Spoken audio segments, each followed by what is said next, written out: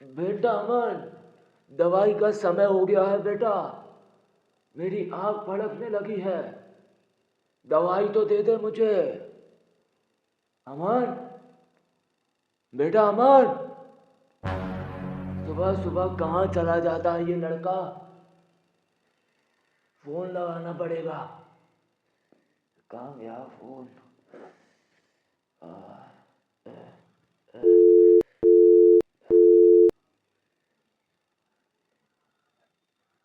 Hello बेटा अमन, कहाँ पर है बेटा। हाँ दादू, अरे लाला के घर पर हूँ। मेरी दवाई का समय हो गया है। लाल नीली हरी या पीली, कौन सी खानी है। अरे दादू कितनी बार बताया है, सुबह लाल दोपहर हरी शाम नीली रात पीली। अरे दवाई है या रेनबो। अच्छा तो अभी पीली खाने का समय है क्या। नहीं दादू, अभी लाल खाने का पीली निकालने का समय है। उफ, वो कुछ गलत मत खा लेना। रुको मैं आता हूँ घर पे। आजा बेटा, तू ही आजा। मैं आता हूँ घर से, दादू को दवाई खिलाने जा रहा हूँ। ओके, जा। तू चल, मैं भी थोड़ी देर में आ रहा हूँ। वैसे भी दादू से बहुत दिन से मिला नहीं। हाँ हाँ चलता हूँ। A few moments later. ये लो दादू, दवाई खाओ। हाँ ला बेटा, आ गया तू।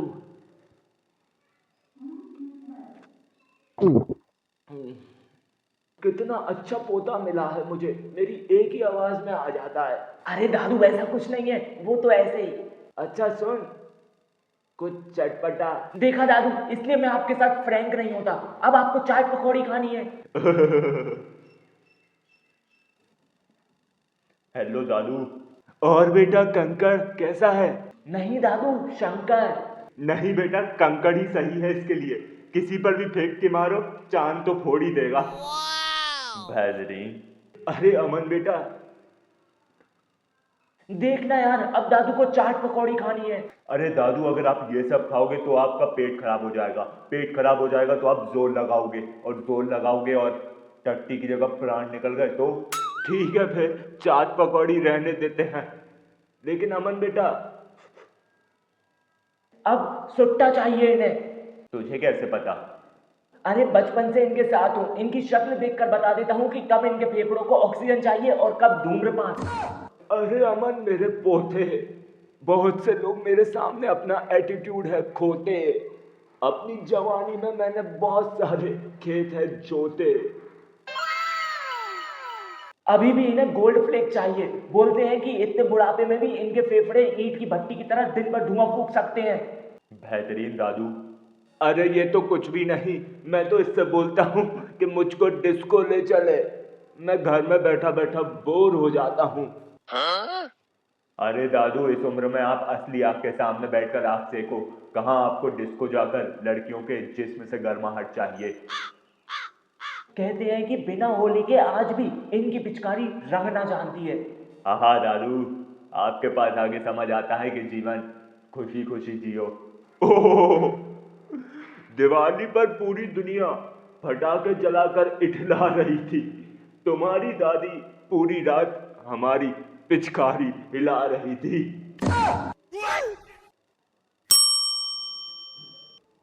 आंखें थोड़ी कमजोर हो गई हैं इनकी, जो कि इस एज में आके सबकी हो जाती हैं, लेकिन मानते ही नहीं है कि उम्र का असर है। कहते हैं कि आज भी इनका निशाना अचूक है। सुई का छेद हो या जंगल की गुफा, अंधेरे में भी ढूंढ लेते हैं। अरे इस उम्र में कहाँ अपन दादू को जंगलों में गुफा ढूंढने भेजेंगे। अरे नहीं नहीं बेटा, वो तो मैं तुम्हारी दादी के जंगल की गुफा की बात कर रहा था।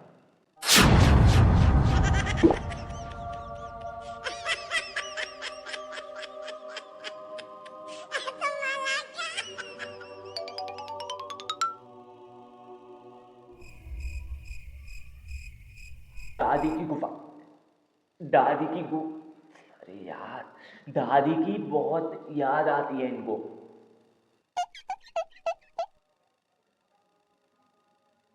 हम्म। आती तो है बेटा, लेकिन तुम लोग कभी भी मुझे अकेला रहने ही नहीं देते। मुझे अकेलापन महसूस ही नहीं होता। मैं बहुत नसीब वाला हूँ कि मुझे तुझ जैसा पोता और पोते के रूप में दोस्त मिले हैं। अरे दादू क्या बात कर रहे हो, सबके पास कोई ना कोई होता है बात करने के लिए। उल्टा हमें आपके साथ बात करने में बहुत मजा आता है। नहीं यार, सबके पास कोई ना कोई नहीं होता। मतलब? मैं सोच रहा था कि दादा पोते का रिश्ता गहरा क्यों होता है। फिर मुझे समझ आया कि दादा का जो बेटा होता है या बेटी होती है, वो अपनी जिम्मेदारियों में इतना बिजी हो जाते हैं कि वो अपने बूढ़े माँ बाप से बातें करना भूल जाते हैं। इसलिए दादा दादियों के फेवरेट उनके पोता पोती और छोटे बच्चे बन जाते हैं, क्योंकि वही होते हैं एक जो उनसे बातें करते हैं। जो एक बार बूढ़ा हो जाता है ना, वो व्यक्ति चाहता है कि उसके बगल में आके दो लोग जरूर बैठे। यमराज जो कि सिर्फ एक बार आएगा यानी कि मौत, और दूसरा कोई उनसे रोज आकर उनके पास बैठे और रोज बातचीत करे।